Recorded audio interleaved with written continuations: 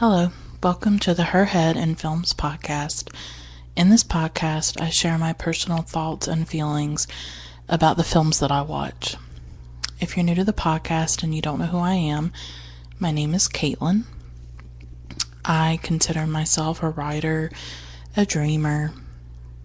I love literature, art, poetry, and in the last few years, I've developed a really mad, burning passion for cinema. And I watch a lot of international world cinema. I watch a lot of art house cinema. And I created this podcast as a way to talk about those movies that I watch. I live in a rural area in the South. I don't really have access to any kind of cinephile culture. So I don't have like a cinephile world to connect to in my real everyday life. So this podcast functions as an outlet for me to share my thoughts and my emotions and really explore the films that I watch and to share all of that with you. It's a personal podcast. It's very personal often. It's raw. It's subjective. It doesn't mean I don't talk about larger issues in films, but often the films that I talk about, it's grounded in my experience in life and the way that these films make me feel. If you don't know what the title refers to, it's from an email that I sent a friend a few years ago. I was in a really intense mood with films, and I was watching a lot of films, and I said in that email, I said, my head isn't in the clouds, my head is in films. It was just something that I just wrote. And when I got to thinking about starting this podcast, that phrase came back to me because it really captures the way I engage with film, how I'm always thinking about it, how it's a big part of my life. This film podcast does have a Patreon. You can find it at patreon.com/herheadinfilms. Patreon is just a website where you can help people who are making videos or podcasts or anything else creative. You can help support them financially. I do offer a wide array of rewards. You can get access to mini episodes that are about 10 to 20 minutes long. You can get mail from me. You can recommend a film to me and I'll review it. There's all kinds of things that I have as rewards on the Patreon for you. One of the rewards is that you get a shout out in each episode. So I just want to take a moment to do my shout out. So thank you, Jesse, Lindsay, Olivia, Carolyn, Feminist Overlord, and Michelle. Thank you all for being patrons of the podcast. And thank you to all of you who listen on a regular basis, who share the podcast on social media, who are just loyal listeners. And if you're a new listener, hello, welcome. So today's podcast it's going to be really personal, and I'm just going to warn you, it's going to be raw. It might get emotional. I might cry. I don't know. There may be spoilers for the film that I'm going to talk about. I don't know how deeply I'm going to go into certain things, but I had to talk about this film. It's called House of Sand and Fog. It's by Vadim Perelman, and it was released in 2003. Many of you have probably heard of this film. It got nominated for a few Academy Awards. I think it was a pretty successful film, somewhat, but it's a known film. It's based on a book that was written in 1999 by the same name. I haven't read the book, but I do want to. And I want to talk about this film because it's really personal for me. This is a film that I saw when I was really young. So it came out in 2003. I was born in 1989, so I was probably about 14 when it came out. And I had the DVD back when DVDs were the thing. Blockbuster used to have these sales for you'd get 4 DVDs for like $20. And I think I remember that I got House of Sand and Fog. I think there was like a making of featurette and things like that. Why I feel drawn to this film right now, and why at this particular moment in my life that I needed to watch it, is because of personal circumstances in my own life.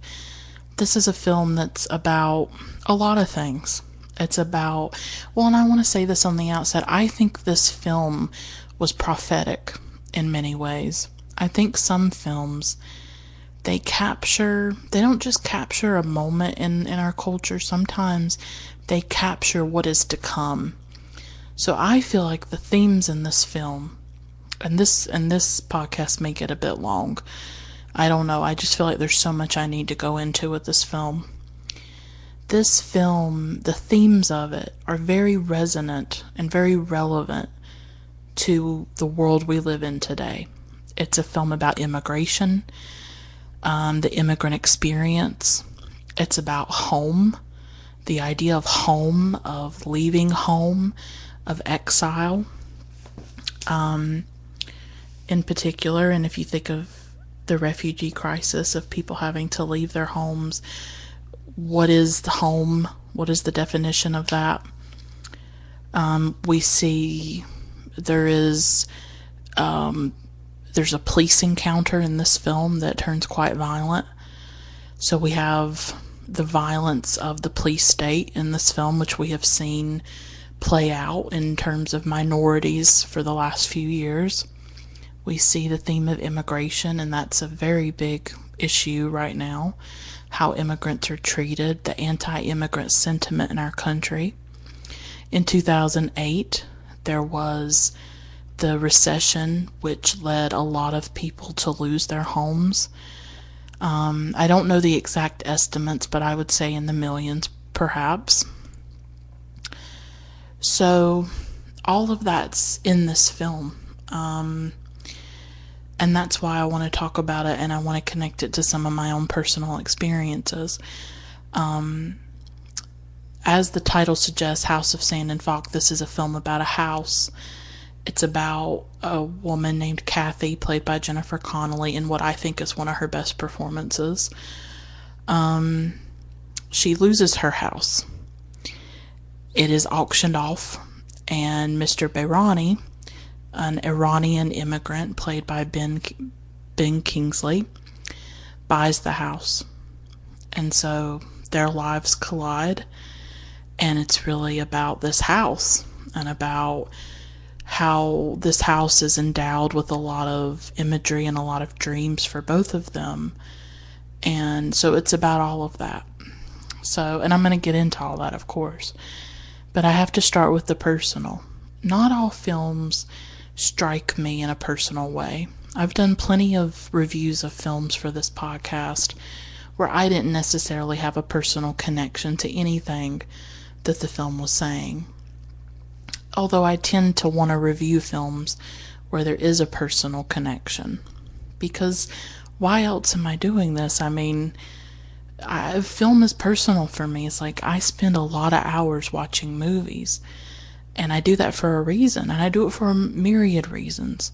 Sometimes it's because I want to learn more about another culture, or I want to know how other people's lives are, or I want to enter someone else's life.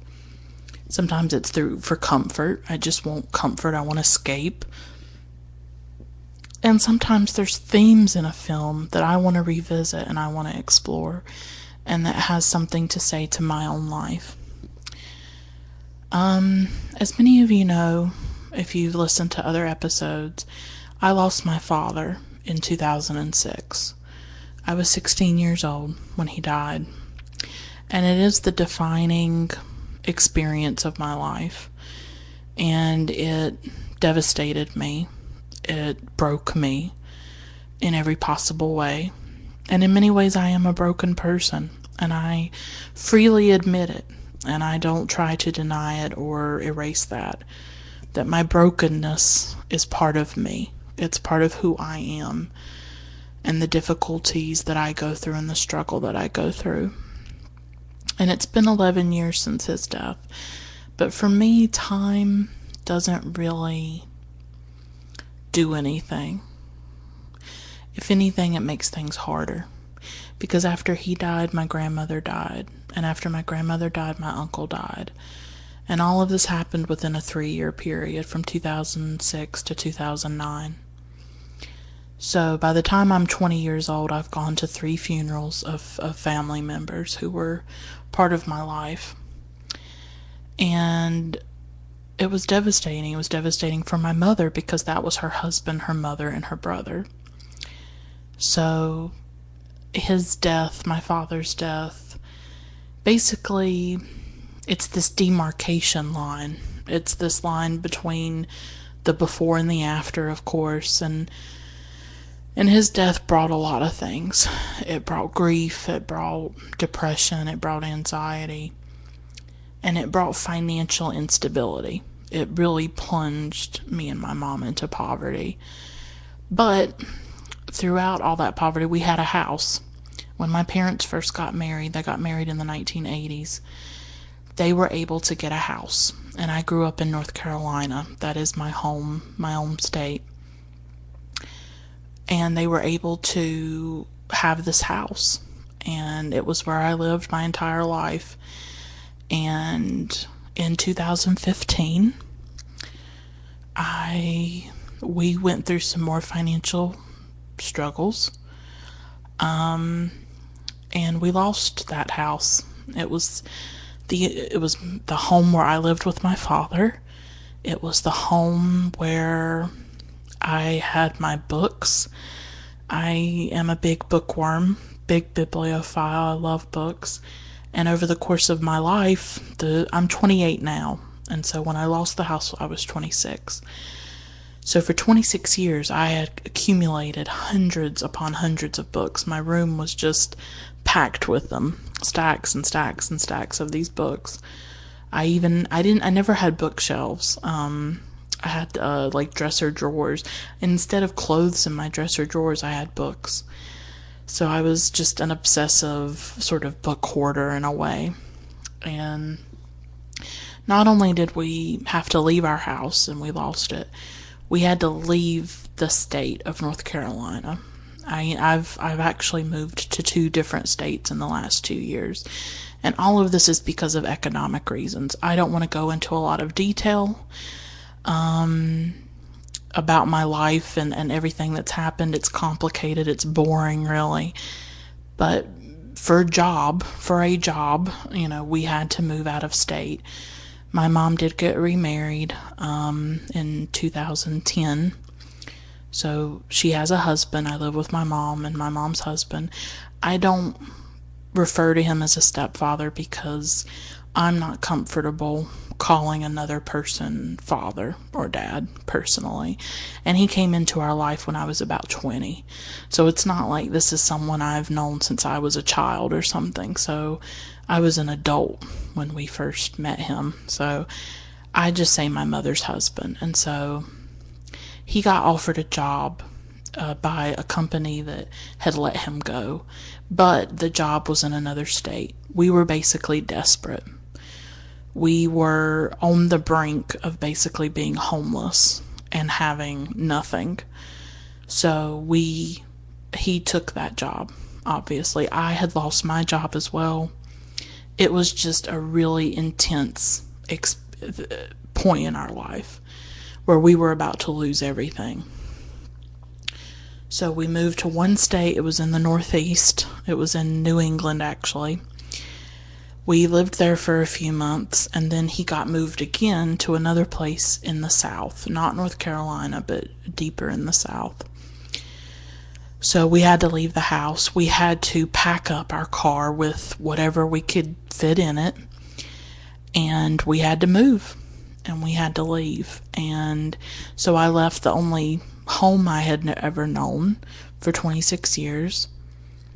And now I live in, hundreds of miles away from the state where I grew up, where I had roots, where where my father's grave is. I can't even see my father's grave. It's just been really difficult. And I don't talk about it to a lot of people because they're just there's not a lot of sympathy from people in the world in general. And unfortunately, I've often come across some of the worst people, and they are in my family too, who just do not have compassion for what other people go through or experience. And so I don't talk about it because I just feel like people are going to judge me. Or there's just a lot of shame that I have about losing the house, about not being able to find a job, and keep it. And just, I just feel a lot of shame about it. And, some people just kind of, I think a lot of people move away from home and they don't see it as a big deal. But I lived in a small town. I'm a small town girl. I'm a country girl. I'm a southern girl. And that was the only home I had ever known for 26 years, for a quarter of a century. And I keep repeating this because I want you to understand what this did to me. This has been devastating to me to lose that house. I didn't get to get all my dad's stuff in the house. We had to leave basically 99% of our possessions. They're gone. You know what I mean? The books are gone. The things that my dad owned are gone. I have a few bookshelves in my room now with the books that I was able to get and take with me. I got my journals, my diaries that I had kept for many, many years. I'm grateful for the things that I got. I know people get evicted or lose their homes and they don't get to take anything or very little. And I got a decent amount of stuff, as much as I could. But psychologically, what it has done to leave North Carolina and to live in another place has just been devastating to me. And lately I have just been obsessing about it. I've been really depressed, and I've been thinking about my home and my house and where I lived and my neighborhood and my library and this whole life that I had created, and how it was connected to my father and the memories of him and the places, the restaurants we used to eat at and the places we used to go. And that was home. That was my home. It was more than a house. It was a place of my memories, of my childhood, of my identity, of my safety. A house is more than a house. It's connected with a lot of things, and it was like this one bit of stability through a time that was filled with so much turmoil. I lost all these people. I lost my dad. I lost so much, and then I lost the house too. And this house that he had worked for, that he and my mom had gotten, and I'm really struggling to deal with it. And I'm struggling where I live here and not knowing anyone, not knowing how to create a life here. And it's been a real struggle. The homesickness, the yearning for this place that I left. And yes, I'm still in the South and I'm still in the country where I was born. But it's just, it's really broken my heart, and I don't know how to deal with it personally. I'm just going to be honest. Like, it has just torn me apart, and it's affected my mom a lot too, because I'm 28, but she's in her 50s. This is the place she had lived her entire life. This is the place. Those were her roots. That was, she can't visit her mom's grave, or she can't visit my dad's grave. She can't see friends or family that she had. All of it's gone because of a decision we had to make. Where do we basically become homeless, or do we take this job and move to another state? We had no choice in that moment. We really didn't. So this has been one of the most traumatic experiences of my life up to now. And I've been through a great deal in the last decade. So that's saying a lot for me. I I've been so sad about it. I've just been anguished and tormented thinking about that house. Like, I can't even put it into words to you. Like, this place where I lived and where my life was and where I had some kind of stability, and now I'll be renting the rest of my life probably. I may never have another house. We live in an apartment now. It's very difficult to own a home in this country now. You have to have like a lot of money. You know, a lot of you who live in cities probably know that rent is through the roof. It is so difficult to have a home in this country, to find a place to live. It's been a struggle making rent, you know, and all of this. It's been really difficult. And just a lot of things have sunk in for me, you know, that I may never see North Carolina again. I don't know. I don't travel much, and it's just, I don't know. I don't know if I'll ever go back there. I mean, how would I, you know? It's just, yeah. It's been a really difficult situation, very difficult experience for me personally, and I just don't talk about it because, I don't know, I don't think people really get it. I don't think they can, unless you've had my life and my experiences to understand how devastating it is. I think some people would just kind of shrug and say, oh, well, it's just a house or whatever, or, you know, oh, it could be worse. Someone said that to me once. Like, thanks. Yeah, I guess it could be worse. I guess a lot of things could be worse. It was really cold and insensitive, so I've kind of learned to not open up to people, you know, and to not talk about the things that I go through, because I feel like people are just going to shrug it off and act like it doesn't matter. It's the same thing with grief. It's why I started a blog about grief, where I could talk about what I was feeling, because people don't want to hear it. They don't want to hear about your depression or the things that you're going through and how much you think about your dead father. Like, nobody wants to hear that, right? So this is the context in which I watch House of Sand and Fog, and it's why I think it hits me so hard. So I want to talk about the film now that I've given you some personal context, and I kind of went more into detail than I had meant to, honestly. But, so this film is really about the collision of two lives. And I always find stories like that very interesting. The collision of strangers. Investigation Discovery Channel. I don't know if any of you know about this channel. They have a lot of true crime documentaries. They have a lot of shows like Dateline, 48 Hours, shows like that. They had a show a few years ago. I think it was like 2012, 2013. It didn't last long, but I thought it was one of their best shows. And it was called Fatal Encounters. And it was this show that had like this clock that would tick down to the moment when two strangers' lives were colliding, that of the victim and that of the killer, and all the steps that happened to create this fatal encounter, and how these two lives collided with one another, and how if maybe one thing had been different, maybe it wouldn't have happened.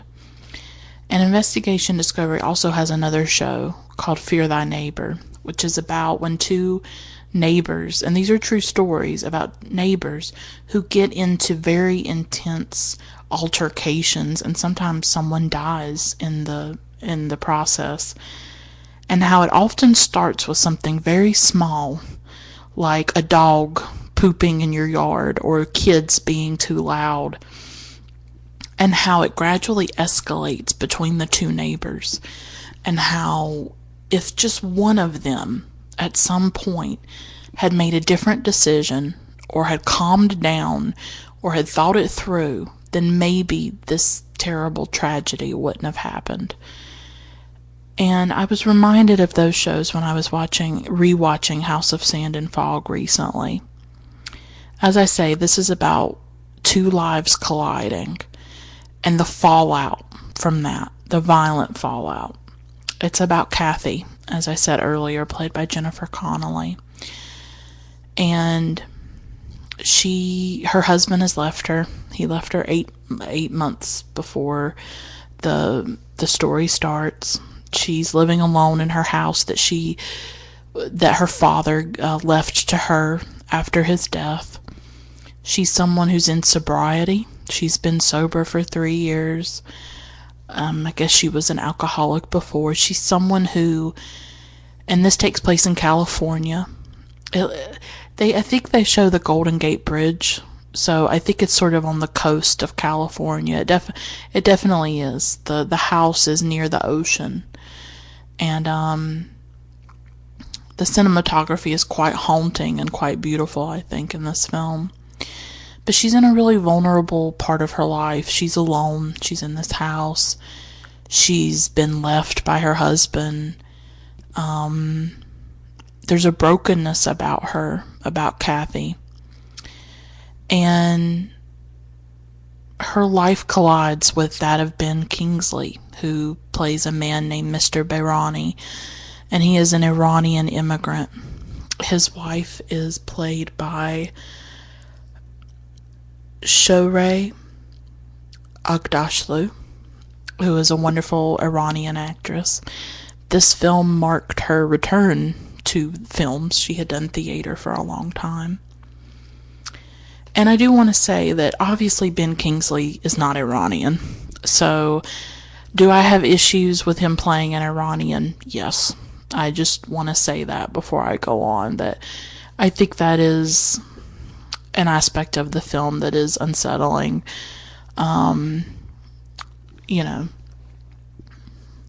Shohreh is Iranian, and I like that, and that's authentic, whereas Ben Kingsley is not Iranian. And I absolutely acknowledge that Iranian people may watch this film in a different way, that they may be offended perhaps by the representation of Iranians. I thought it was pretty complex, but I'm not an expert. So I do want to say that there's obviously limits to my perspective, and that there may be problematic aspects of this film to some people in terms of, Ben Kingsley playing that nationality when he's not. So I just want to acknowledge that, and I definitely understand those criticisms. But I find that there are things about this film worth talking about and that I think are valuable, and that's what I want to explore. And so Mr. Behrani has come to America with his wife and his children. His daughter has married, so she's not in the house anymore. They have a son, a young, like a teenage son. They're actually living in an apartment. He, at the beginning of the film, is working as a construction worker and the night shift at a convenience store. He is from Iran, and in Iran, he was very wealthy. He was a colonel in the army. He was someone of great status and importance. And as an immigrant to the United States, he has had to live a life that he's not accustomed to, and a very difficult life in terms of being a construction worker and working at a convenience store, trying to provide a life of luxury for his wife and son, which they're accustomed to, or they were accustomed to in Iran. So this film is very much about the immigrant, or an immigrant experience. I don't want to say the immigrant experience, but it is about immigrants. It's about how degrading it can be to be an immigrant in the United States. How often the worst work, the most backbreaking work, is done by immigrants. By Hispanic immigrants or any kind of immigrants from other countries. And it's about how an immigrant, I think, is always inhabiting two worlds. I mean, I can't speak to that experience, But I will say this, having lost my home, having had to move to another state, I would never, ever, ever compare my experience to someone who has had to move countries, or to a refugee or a migrant or an immigrant. I'm not saying that, so please don't think that I am. But what I'm saying is that losing my home, having to move hundreds of miles and create a different life somewhere else, has given me a different sensitivity, and it's given me a new amount of compassion. Not that I ever held anti-immigrant feelings. I've always had compassion for immigrants and what they go through, and always been curious about their experiences, and always cared about that. But when you go through something like I've gone through, it gave me a tiny, tiny morsel taste of what that might be like. And it did give me a new perspective on it, and a different sensitivity to it, I think. I'm not comparing it in any way, because what I went through was completely different, and I know that. But I think sometimes our personal experiences, sometimes we can use them to try to look at the world from a different set of eyes and what it might be like for someone else. And so I saw Behrani and the Behrani family as people who were inhabiting two worlds. They're here in the United States, but they're also in Iran. They talk a lot about the house they had on the Caspian Sea in Iran. And that is part of why he wants this house that he sees for auction in the newspaper. And that house is Kathy's house. She is really blindsided by the auction. She didn't see it coming. She was sent mail about it, but she didn't open her mail. They take the house really at no fault of her own. They said that she owed a business tax, but of course she'd never had a business, and she thought that she had figured it out, that she had worked everything out, that she had done what she was supposed to do, and because of mistakes made by the bureaucracy of the state, she is rudely awakened to the fact that she is now being evicted. And so cops show up at her door, and one of those cops is named Lester, and he will be an important character in the narrative. And they are there to evict her, to take her out of the house for it to be auctioned. And so Lester seems kind at the beginning. He wants to help her. He helps her put some of her stuff in storage and box it up and things like that. And so Behrani, he goes to the auction and he buys the house. And that is the point at which everything goes wrong. But the thing is that this house represents very different things to Behrani and Kathy. For Kathy, it represents something that her father left her, and her father is no longer alive. So it is a connection to her dead father. It is her childhood home, I would guess. It's a place to live. I mean, now that she's been evicted, she's basically homeless. So she's in a very vulnerable position in her life. She has nowhere to live. She goes to a motel for a little while, but her credit card doesn't work, and so she ends up living in her car. For Behrani, it represents a way out of his menial jobs. He is able to buy the house at a very low price, and he intends to do construction on it. He adds a balcony like at the top of the house so that you can see the sea, so you get like an ocean view, I guess, of the Pacific Ocean. And that increases the value of the home. And so instead of him having to stay in his construction job, he wants to turn the house. He wants to flip it. So he bought it for a low price. Him and his family are going to live in it for a little while. and then he's going to sell it for a really high profit, and they can get a bigger, better house with that money, and he can provide for them. So they both have a lot on the line with this house. And this house is really, it's connected to the American dream, right? A big part of the American myth in this country is homeownership. And that was something that really changed after the recession in 2008. That's also why I wanted to talk about this film, even though I lost my home in 2015. When the recession hit in 2008, hundreds of thousands, if not millions of people lost their homes when these adjustable rate mortgages happened, and the payments were huge for people, and they could no longer make payments on their homes.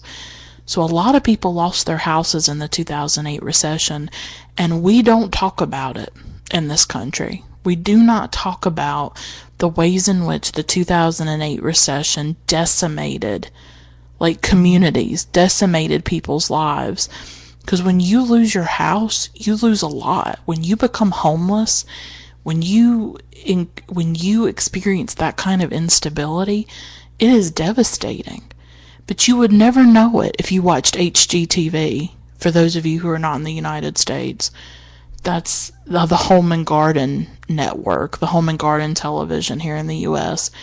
And it is a channel obsessed with real estate and with showing homes. And now that I've lost my home, I cannot stand watching that channel. My mom still watches it. She watches Fixer Upper and Property Brothers and Flip or Flop and Love It or List It. And I can't do it. I cannot watch that channel, because you would never know that millions of people had lost their homes. You would never know that. I would bet that a lot of the homes that they get really cheap on some of these shows to flip are homes that people were foreclosed on, and people that lost their homes.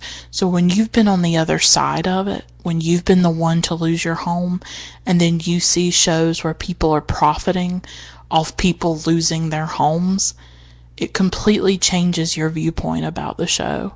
I'm not against anyone that enjoys the HGTV network, but it is an incredibly white network. I mean, just about everybody on that channel is white.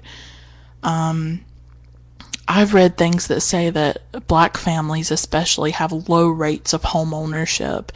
And in this country, home ownership is a big way of having wealth, of having equity and things like that. And so the 2008 recession basically wiped out wealth for a lot of families, and created really a lot of instability for people's lives and a lot of heartache. Now, it is heartbreaking when you lose your home, when you lose your possessions and your valuables and, all the things. I mean, just look at your car if you have one, and think about what you'd put in it if you had to leave. Like, right then, you had to leave in a day and you could only take so much. And it hurts. What do you have to leave behind? Those difficult decisions that you have to make, that I had to make. And so, yeah, I get upset at this obsession with real estate, and how it completely makes invisible how a lot of people in this country can't even afford to have a house, can't even afford to have a home. I mean, I've read things about how in a lot of cities, especially, rent is just ridiculous. Places like San Francisco are being overrun by Google workers and Silicon Valley workers, and people are being forced out, and there's not affordable places to live in a lot of cities around the country. And I would argue even in rural areas, it's very difficult to own a house. And it's very difficult, especially with the way jobs are these days, where you're paid such a low wage and wages have been stagnant for a long time. So home ownership is part of this American dream, and it's really a hollow dream. It's out of, it's not possible for a lot of people in this country to own a home.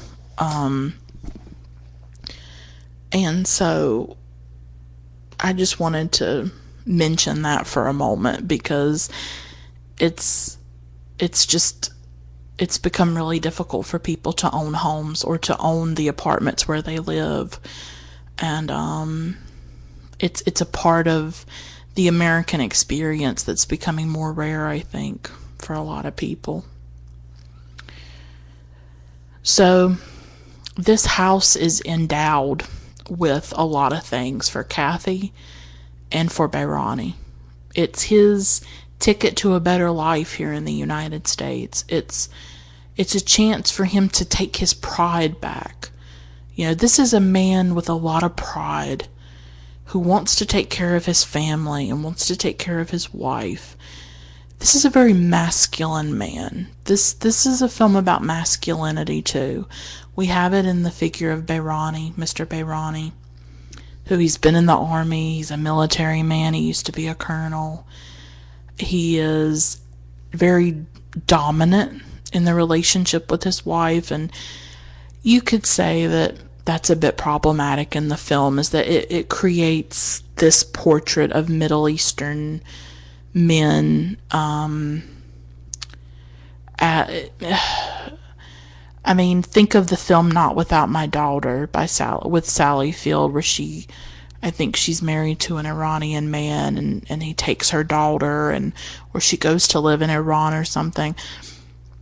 There are these portrayals of people from Iran, from the Middle East, as very domineering, as very violent towards women. That is certainly in our culture, and I will agree with that. But that's not... I would say the portrayal of Behrani is a bit more nuanced and a bit more complex. Because on the one hand, you have Behrani. He has moments of violence with his wife. He does hit her at one time. She basically has to bend to his wishes and what he wants. But on the other hand, you have Lester, the police officer that Kathy gets involved with, and he is sort of equally dominant as Behrani is. I don't think the film's trying to demonize Behrani, you know. I think we see also with Lester, we see a sort of toxic masculinity as well. We see someone who is violent, is very anti-immigrant. There's one point where him and Kathy are talking, and he's like, oh, he's Middle Eastern, or he tells him to speak English, and he has this very negative view of Middle Eastern people and of the Behranis in particular. So we see his own corruption and his own violence, and how he uses his badge and his power as a cop to try and intimidate Behrani. So we see these two men, this power play between the two of them. Because at one point Lester goes over there and he's trying to get the house back for Kathy. Because Behrani's not going to sell it back. He's not going to do it. He wants to turn a profit. And so Kathy's not able to get the house back. And Lester goes over there and he's trying to intimidate Behrani. And he says, well, I've got connections to the deportation people. So he uses the threat of deportation against this immigrant family. And it really reminded me how immigrants in this country, especially now, are sort of always vulnerable. There's such negative, emotions attached to immigrants. And, but Behrani has his moments. He has his moments where he is a bit violent. He is domineering, but he also has these very tender moments, or these moments of power and pride, because he's not going to let Lester get away with that. He actually goes to the police. He reports what Lester did. Lester gets in trouble for it. So Behrani is someone who, how do I say this? He's not going to let someone make him feel small or make him feel inconsequential as a person. He has his pride. He's very attached to his pride, for better and for worse, because his pride, it makes it so that he's not able to, because there's, like I said when I was comparing it to the Fear Thy Neighbor show, there's this point at which if one side had given a little, if one side had not escalated it, then maybe it wouldn't have culminated to this tragic ending. And Behrani and Kathy are similar. There are moments when Kathy could stop what's happening. She could let the house go. That is the crux of this film. She cannot let this house go. She is so wrapped up in it. So wrapped up in how she feels about the house. The fact that the house has been taken away from her. Maybe she feels like she's lost so much she just can't lose this house too. And Behrani is equally holding on to the house. He wants to make this big profit. He wants to get his family in a better place. He wants to recapture the glory that he had in Iran and the status that he had in Iran. So both of them cannot see the other's perspective. This is what this film is about as well. It's just this ability to listen to another person, to see something from their viewpoint, you know. But Behrani has his moments of tenderness, as I say.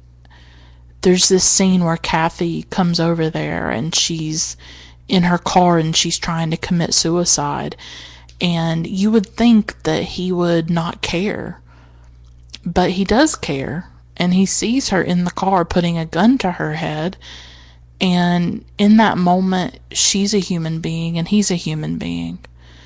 And he goes and he shows kindness to her, and the family opens up the home to her, and Miss Behrani takes care of her, and they are ultimately punished for that kindness, that they try to help her, and everything goes wrong for them.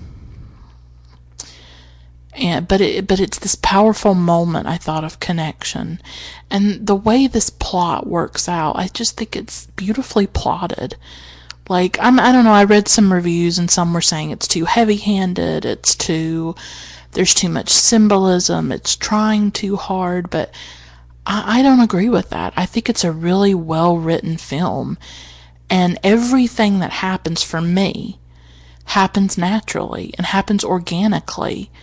That there's this cause and effect, that each decision that they make leads to the next, and you can see how it's unfolding, and you can understand why it's unfolding in that way. How one decision leads to another, and then there's a consequence, and then there's another decision. It's this beautifully plotted film, I thought. And I would guess that the book is somewhat similar. But all of them, the thing about this film too is that you can see all of the perspectives. You see why Behrani wants to sell the house for a profit. You see why Kathy wants the house. You see even Lester's point of view, that some of the things that he sees in the film, and he interprets it the wrong way. He's just left his wife, and him and Kathy are having an affair, and he's someone who seems unmoored, who seems adrift, just like Kathy seems lost, and the two of them sort of find each other, and there's this lostness. And I think you could say the same for the Behranis, that there's something lost about them, that here they are in America, and they're trying to find their way, and they're trying to figure out a way to live in this country, when they have only known Iran and they have memories of Iran and they miss it. And me and my mom were talking about this film a little bit today because she likes it too. We're both like a big fan of this film. We've watched it for years. Usually any time that it's on TV, we are going to watch it together. And just give me a minute.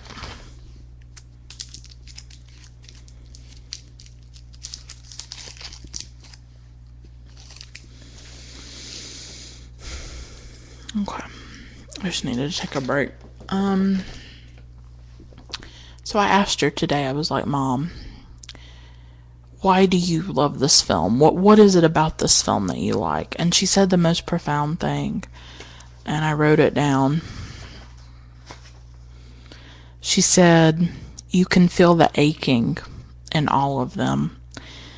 And I thought that was really the perfect way of describing this film and these characters. You feel the aching in all of them. And you do. You feel the aching in Behrani for a life that he's accustomed to and the life that he wants to give his family. You feel the aching in Kathy for this home and for this house that she's lost. She says it in one scene. She says, my dad worked 30 years to pay off this house. And she said, I fucked it up in 8 months. There's a shame there too, that I have lost this house. And my dad worked hard for it, and my dad left it to me. He wanted me to have this house, and I messed it up because I couldn't open my mail. She doesn't say that part about the mail, but that's how she loses it, is because, she doesn't open her mail. So there's absolutely an aching in all of these characters, and all of them have something to lose, and all of them have something that they're holding on to, and that they're trying to get from this house. And so I thought that was the perfect way to put it. And I want to linger a bit on Jennifer Connelly, because I think this is one of her best performances. I would say in my book, it's her best performance personally. I have not seen every Jennifer Connelly film. I haven't seen A Beautiful Mind. I haven't seen Requiem for a Dream. But this one and Dark Water are sort of my top 2 Jennifer Connelly films. I really like Dark Water, by the way. I think that's a really good, eerie, creepy, scary film. Her face, she is gorgeous in this film. I'm just going to be honest. She is radiant in this movie. Her eyes are gorgeous. I don't know if I've ever seen her more beautiful as she is in this film. She's just captivating, I think. What she conveys in her performance is the aching that my mom mentioned, but she also has this brokenness about her and this rawness, this raw emotion. Kathy always feels like a character who is like on the verge of a breakdown, on the verge of tears. She is someone who has difficulty coping with life, and I'm always interested in women like that. I'm always interested in characters like that. I actually tweeted a while back, and I really should go into more detail about it at some point, but I tweeted how I wasn't interested in strong female characters, that I'm interested in authentic female characters, and that there's a difference, that I don't expect everyone to be strong all the time. I myself am not someone who's strong. I would not describe myself in that way. When I watch something like Barbara Loden's film Wanda, would I say that Wanda as a character is strong? Not necessarily. When I watch Sophie's Choice with Meryl Streep. Would I say that Sophie is strong? No. When I watch Christian Petzold's film Phoenix, it's a Holocaust film with Nina Hoss playing an Auschwitz survivor named Nellie. Would I say that Nellie is strong? I don't know. What these women are, what Kathy is, what Wanda is authentic for me. They are broken. They are heartbroken. They struggle to cope. They struggle to navigate the world. You know, Kathy has sobriety issues. She seems to have depression issues. She is suicidal. She tries to commit suicide several times in the film. Is she strong? I don't know. Maybe we need a different conception of strong. Maybe we need to reconceptualize what strength is. I would never say that I'm strong. Do I survive? Yes. Do I live? I do my best. I would never say that I'm strong. So I'm attracted to women characters who are just real, who are allowed to be emotional, who are allowed to be a mess. You know, I can't say I'm really attracted to women characters who are like really stoic or really ironic or really detached. I don't go in for that. I'm not interested in that. It seems like that's sort of popular these days. You know, really detached, ironic girls who are like wry and they don't really get involved. And I'm not like that. I'm a mess. I cry. I'm emotional. I'm devastated. I'm grief-stricken. I'm depressed. Like, I have all this going on. I'm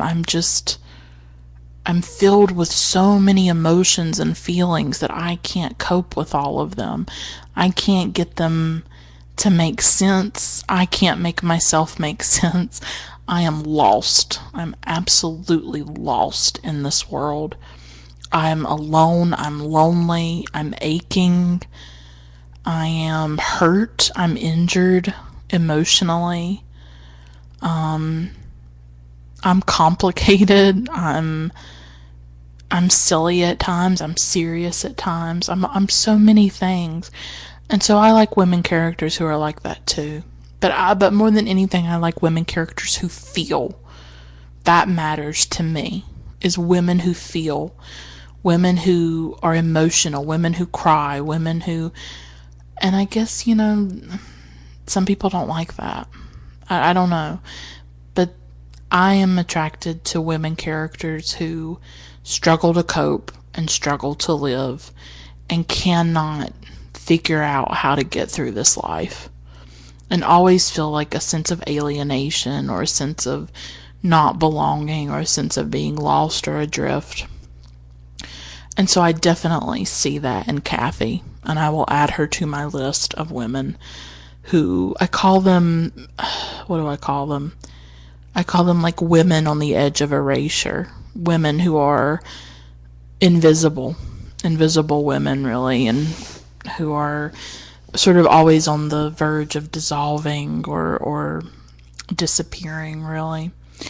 And so I think Jennifer Connelly does a really great job of, I think she conveys to you the heartbreak of losing her house and what that does to her and how it really makes her feel unmoored and makes her feel out of control.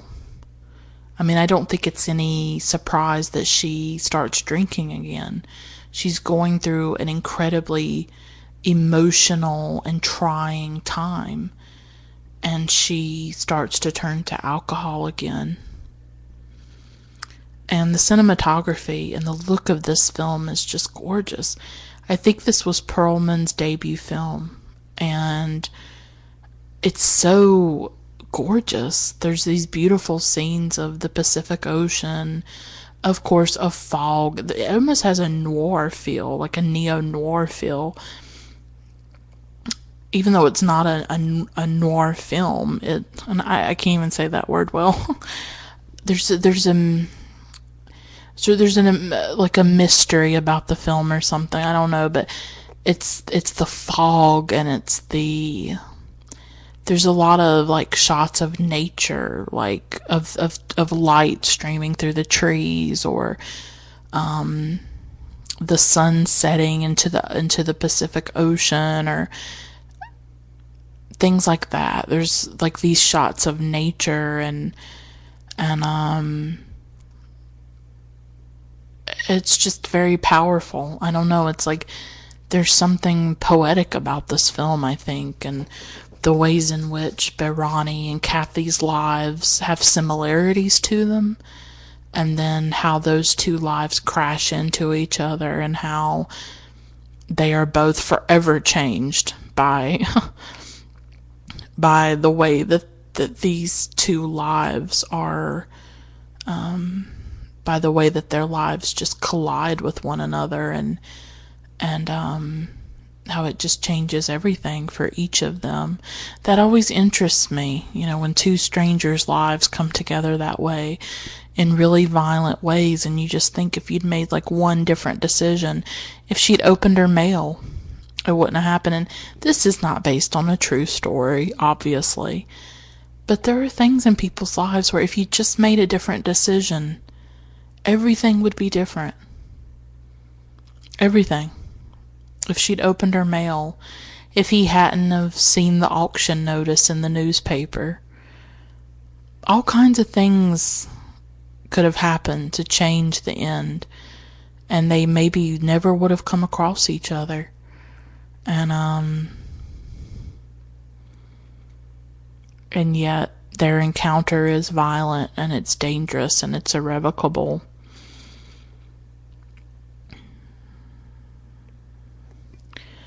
I really think that I have talked about everything that I wanted to talk about with this film.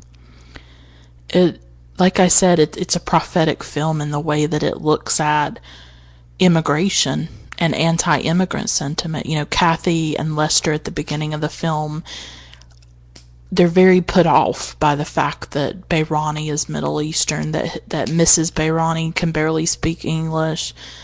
They say it in a derogatory way. She barely knows English. Oh, he's Middle Eastern, and they think that they can sort of intimidate them and threaten deportation and things like that. And he thinks that he can use his position of power against them. And it brings out this sense of vulnerability that many immigrants go through, and how they're not trusted, and how they're not really safe, that they're always at the mercy of the police state and of the government in many ways. You feel the precarious position that an immigrant like Behrani is in, although he is an American citizen, so he doesn't necessarily have to fear that. But imagine if you were an illegal immigrant or undocumented immigrant, how that would affect you if somebody was threatening deportation. This comes 5 years before the 2008 recession, when, hundreds of thousands of homes are foreclosed, and millions of people perhaps lose their homes.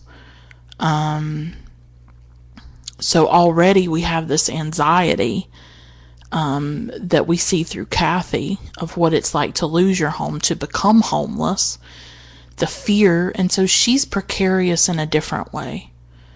Behrani is precarious in terms of being an immigrant and things like that. But Kathy is vulnerable because she becomes homeless, and she's alone. She has a mother, she has a brother, but they don't live in California, or they don't live nearby. Her husband's left her. She is completely alone and on her own. And so we see how both of them are vulnerable in that way. And I would even say that her position is very similar to Mrs. Behrani, that this film is really propelled by men and by their need to dominate, or their power struggle between Lester and Mr. Behrani, to show who's in charge, to show who's more powerful. And a lot of the plot is propelled by the men. And so while Mrs. Behrani is sort of at the mercy of Mr. Behrani, so too is Kathy really at the mercy of Lester, who sets certain things in motion that cannot be undone and that lead to great violence. Kathy sets some of that in motion too, of course, unknowingly, but Lester is the one who really puts those things into motion and uses violence to try and get what he wants. So they're both sort of at the mercy of the men in their lives, and they're both sort of powerless and helpless in that sense, and they sort of share that in a way of how these two men interact with each other and how things get out of control very quickly in a way that no one would have foreseen or thought. So that's why I say that this film is prophetic in the way that it looks at immigration, in a way that it looks at exile, at these, the Behranis have had to leave their country, and they're always yearning for Iran and almost trying to recreate their lives in Iran here in the United States. And so it makes you think about the ideas of like what home is and how do you create a home, and a house is really connected to that, of how people think of themselves and how they think of home. So, yeah, it's really a film about immigration, about home, about vulnerability, about the ways in which our lives can intersect and collide with other lives in unforeseen ways and unpredictable ways. And, yeah. It's about all those things and more, as I have talked about. I just think that I think it's a really good film, and everybody may not agree with that. Everybody may not like the film, or may think that it tries too hard or whatever. But as I say, I see this film through a personal lens, through things that I've gone through in my own life, and I can't help but see the film in that way and to bring some of that to it. I've always liked the film since I saw it more than a decade ago, but my own experiences have obviously changed my relationship to it, and so I think there's a lot in it that is valuable and that is important in some of the things that it has to say. It's not a perfect film by any means, but I think it was prophetic in many ways, and it gives us a lot to think about, and it makes us see both sides and to sympathize and have compassion for both sides, or all sides that are engaged in this battle for this house, and what that does to people in the process, and what it does to these characters who are trying to hold on to this house, and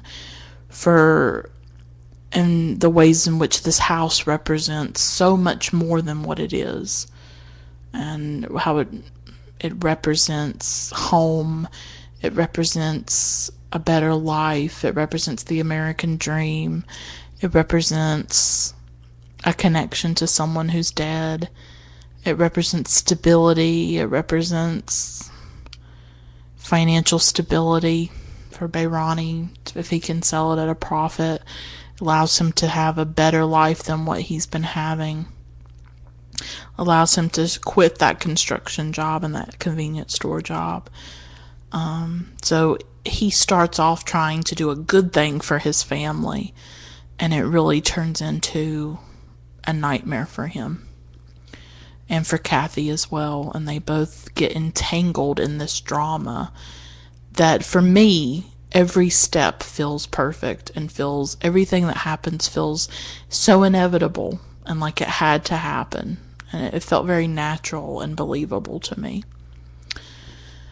But that's all I will say. I have talked enough. And, yeah. I'll stop here. Thanks so much for listening. I really appreciate it. Until next time, keep watching great films. Bye for now.